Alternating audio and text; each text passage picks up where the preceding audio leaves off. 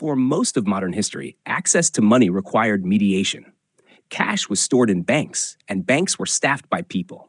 Withdrawing money meant entering a formal space, waiting your turn, and explaining your need.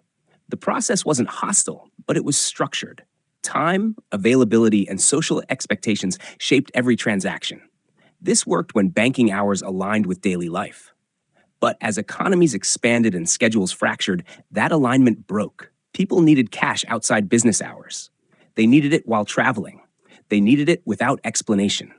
The core problem wasn't technology. It was dependency. Access to your own money depended on someone else being present. Early attempts to solve this problem were cautious. Banks worried about security, fraud, and trust. Any machine that dispensed cash had to authenticate identity, protect funds, and operate reliably without supervision. Failure wasn't an inconvenience, it was a breach. The ATM emerged as a compromise between control and freedom. It didn't eliminate the bank, it extended it. The machine became a proxy teller, but without the social layer. This explains much of the ATM's design. The interface is intentionally limited. You can only do a small set of things. Fewer options reduce error. Clear prompts reduce hesitation.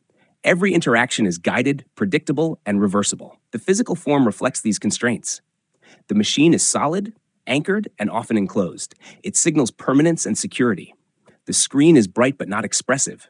The buttons are functional, not inviting. The ATM does not encourage exploration. It encourages completion. Human behavior shaped these choices. When people handle money, anxiety rises. Design must calm, not excite. Familiar layouts reduce stress. Repetition builds trust. The ATM looks similar everywhere because variation would demand attention, and attention increases doubt. Here is the realization that often goes unnoticed.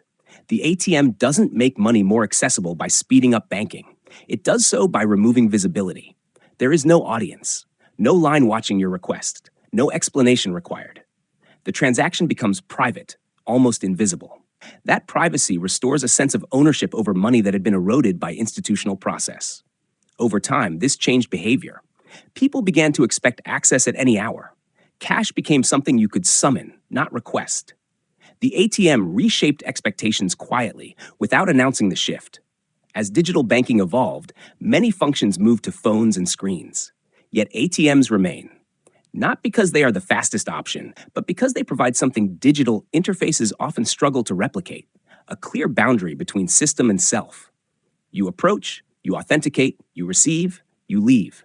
Invisible design is about removing friction without removing structure. The ATM does this by narrowing choice while expanding access. It asks very little of you, then gets out of the way. When the machine works, you don't remember the steps. You remember the result: cash in hand. No story attached. That forgetting is not accidental. It's the success. The ATM exists not to impress, but to vanish, leaving behind the quiet feeling that your money was always yours to begin with.